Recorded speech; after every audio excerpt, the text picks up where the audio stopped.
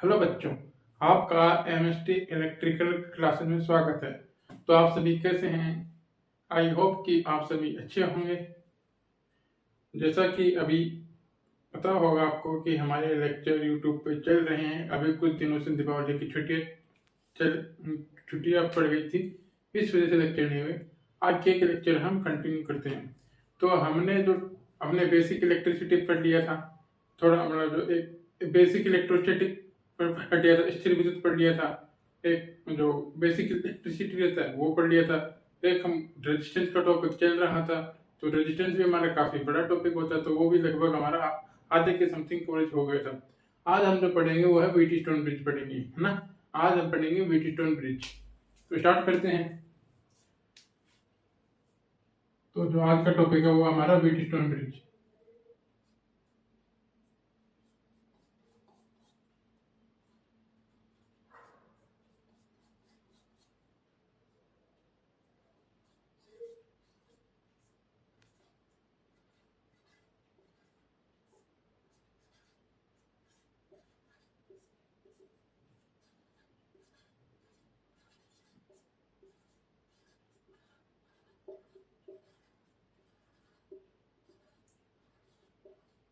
तो आज हम पढ़ेंगे व्हीट स्टोन ब्रिज। तो सबसे पहले भाई बात होता है व्हीट स्टोन ब्रिज होता क्या है भाई, है ना। व्हीट स्टोन ब्रिज होता क्या है? तो एक प्रकार का ये यंत्र है। करता क्या है? तो अज्ञात प्रतिरोध का मान ज्ञात करता है। तो क्या है भाई? इसका प्रयोग हम अज्ञात मान के जो प्रतिरोध उसको ज्ञात करने के लिए इसका प्रयोग करते हैं। अज्ञात मान के प्रतिरोध का मान ज्ञात करने के लिए अज्ञात मान का प्रतिरोध का मान ज्ञात करने के लिए का मान ज्ञात करने के लिए इसका प्रयोग करते हैं।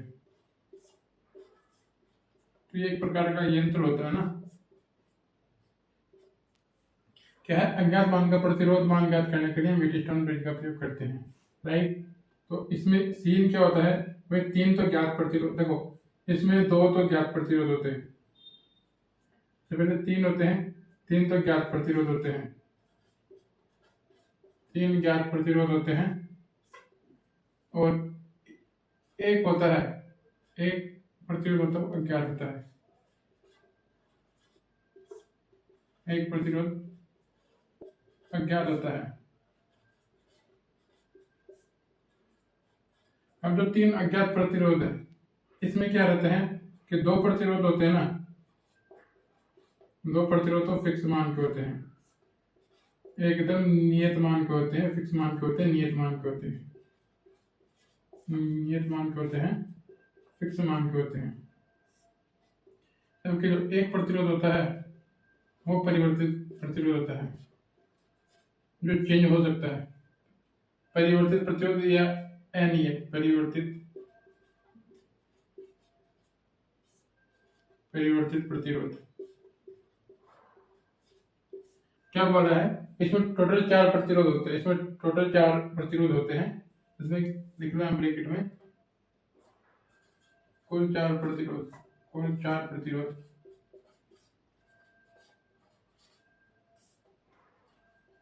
चार प्रतिरोध होते हैं,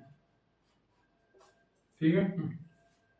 तो ये क्या करता है? वेट स्टोन जो फ्रिज है ये एक प्रकार का यंत्र होता है, एक मेजरमेंट अंतर है, मतलब जो प्रतिरोध को मापता है, प्रतिरोध का मान मापता है ना। अज्ञात मान का प्रतिरोध को मान ज्ञात करने के लिए हम इसका प्रयोग करते हैं। तो इसमें तीन ज्ञात प्रतिरोध होते हैं, एक अज्ञात प्रतिरोध होता है, टोटल चार प्रतिरोध होते हैं।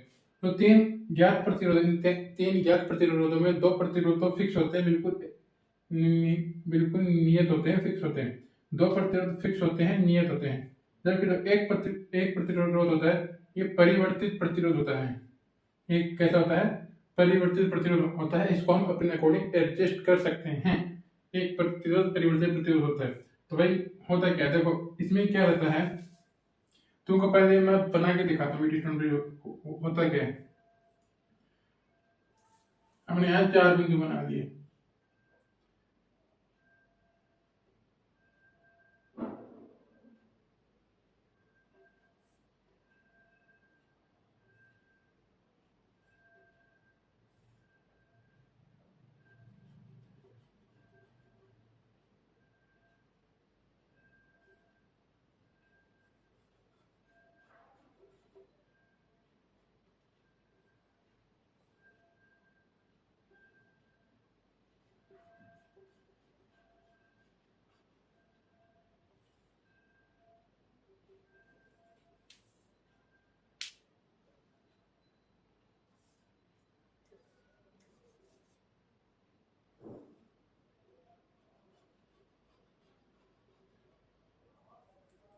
ये बना परिवर्तित प्रतिरोध होता है, ठीक है।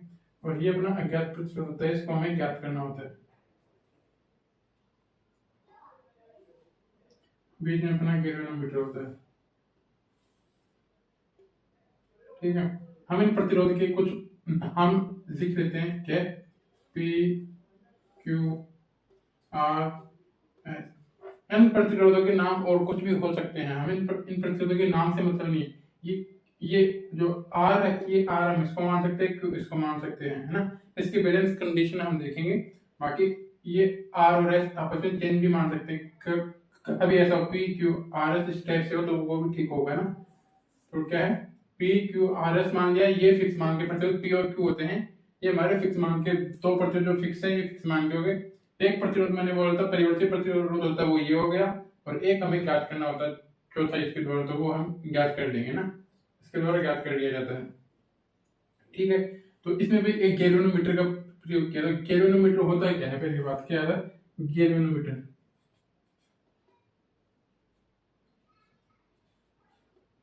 गैल्वेनोमीटर क्या होता है, गैल्वेनोमीटर क्या होता है, तो उसको जी से डोनेट करते हैं। तो भाई पहली बात ये होता है क्या, पहली बात है कि केवल धारा की उपस्थिति बताता है। क्या बताता है कि धारा की उपस्थिति, धारा की उपस्थिति, धारा की उपस्थिति बताता है कि भाई धारा प्रेजेंट है कि नहीं है, धारा है कि जैसे फेज टेस्टर होता है ना, वैसे ही गैल्वेनोमीटर होता है। फेज टेस्टर फेज को चेक करता है, वैसे ही क्या करता है, धारा की उपस्थिति बताता है। इसमें एक सुई होती है, एक संकेतक होता है, पॉइंटर होता है, वो क्या करता है, जैसे इसमें धारा होगी तो वो हिल जाता है ना। गैल्वेनोमीटर अपना इस टाइप से होता है कि तुम कुछ नहीं मान रहे, यहाँ पे मैंने बीच में 0 मान लिया और यहाँ कुछ भी वैल्यू होगी,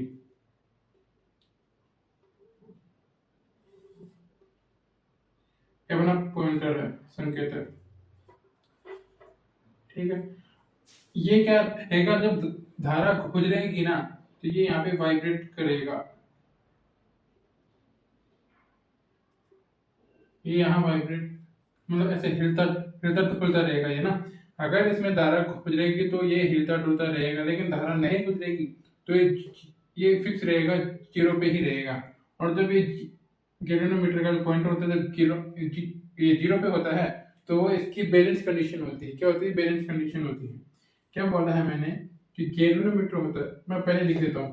पहली बात तो धारा की उपस्थिति बताता है, ठीक है, कि भाई इसमें धारा बहेगी कि नहीं बहेगी। दूसरी बात है, इसके द्वारा निम्न मान की धारा हम माप भी सकते हैं, निम्न मान की धारा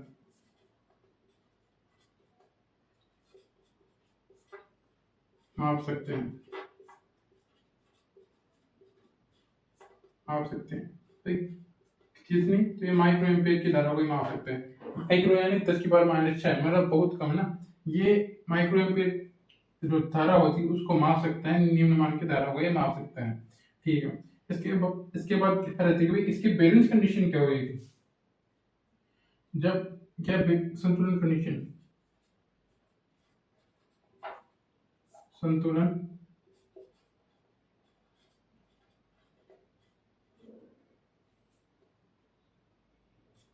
स्थिति, बैलेंस कंडीशन क्या रहेगी, जब गैल्वेनोमीटर में जब शून्य विक्षेप बताएगा, जब गैल्वेनोमीटर में शून्य विक्षेप बताएगा ना, जब उस टाइम पे कंडीशन क्या रहेगी, बैलेंस रहेगी।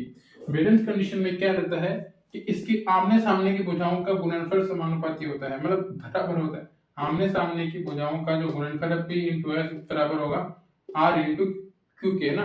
हमेशा ये बात याद रखना, क्या बोला है मैंने कि P × S बराबर होगा, PS बराबर होगा QR की। ये इसकी बैलेंस कंडीशन होती है। क्या होता है, आमने सामने की जो भुजाएं होती है इनका गुणनफल होता है वो एक दूसरे के बराबर होता है ना। PS बराबर होगा QR के। तो ये इसकी संतुलन कंडीशन है। हम इसके द्वारा ये भी निकाल सकते हो, P बट्टे में ये आ जाएगा, P बट्टे में R बराबर Q बट्टे में ऐसे आ जाएगा। तो ये P बट्टे में तुम है ना इस वाली कंडीशन को याद करना कि भाई इनके गुणनफल होते हैं, आमने सामने की भुजाओं के समानुपाती होते हैं। ये वाली कंडीशन याद मत करना, पी बटे आर बराबर क्यू बटे एस, क्योंकि चेंज भी हो सकती है, ये आर और क्यू आपस में चेंज भी हो सकते हैं, तो पी बटे क्यू भी हो सकता है, आर बटे एस भी हो सकता है ना। तो इन क्यू और आर पे कोई फर्क नहीं पड़ता, इसको आर मान लो, इसको क्यू मान लो, कंडीशन यही रहेगी, आर की जगह पे क्यू आ जाएगा, ये आपस में चेंज हो जाएंगे, ठीक है। तो तुम तो ये वाला कंडीशन याद रखना, संतुलन की कंडीशन कि आमने सामने की बजाय पी एस बराबर है क्यू आर की, है ना, ठीक है। मैंने क्या बोला है इसमें कि अपना जो व्हीट स्टोन ब्रिज होता है क्या, पहली बात तो भाई ये अज्ञात प्रतिरोध का मान ज्ञात ज्ञात करते हैं व्हीट स्टोन ब्रिज के द्वारा। इसमें टोटल 4 प्रतिरोध होते हैं, 4 होते हैं जिनमें से एक तो अज्ञात होता है जिसका मान हमें ज्ञात करना है, 3 प्रतिरोध ज्ञात होते हैं। अब 3 प्रतिरोध जो ज्ञात होते हैं उनमें से 2 प्रतिरोध तो फिक्स होते हैं जिनको हम चेंज नहीं कर सकते, है ना। जबकि जो एक प्रतिरोध होता है वो चेंजेबल होता है, एडजस्टेबल होता है, परिवर्तित प्रकार का होता है, जिसको हम एडजस्ट कर सकते हैं थोड़ा मोड़ा, है। तो क्या था, एक प्रतिरोध क्या रहता है, एक परिवर्तित प्रतिरोध होता है, ठीक है, ठीक है। इसके बाद इसके बीच में लगा था गैल्वेनोमीटर। गैल्वेनोमीटर क्या काम करता है, तो इसकी संतुलन की कंडीशन चेक करता है कि भाई अपना जो ब्रिज है ये संतुलित हुआ कि नहीं हुआ, अपना ब्रिज संतुलित हुआ कि नहीं हुआ, ये कंडीशन वो चेक करता है। कौन, अपना गैल्वेनोमीटर। अगर गैल्वेनोमीटर में शून्य विक्षेप बता रहा है, 0 विक्षेप बता रहा है, तब तो संतुलित है। अगर ये शून्य विक्षेप नहीं बता रहा तो संतुलित नहीं है। जी बराबर 0 कौन है, क्या, शून्य विक्षेप।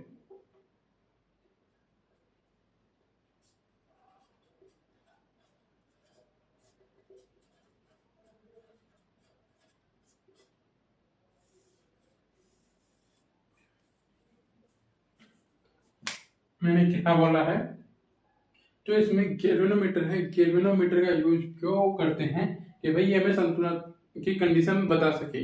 अगर गैल्वेनोमीटर में विक्षेप शून्य है तब तो वो संतुलित है, अगर शून्य नहीं है तो वो संतुलित नहीं है, असंतुलित है ना।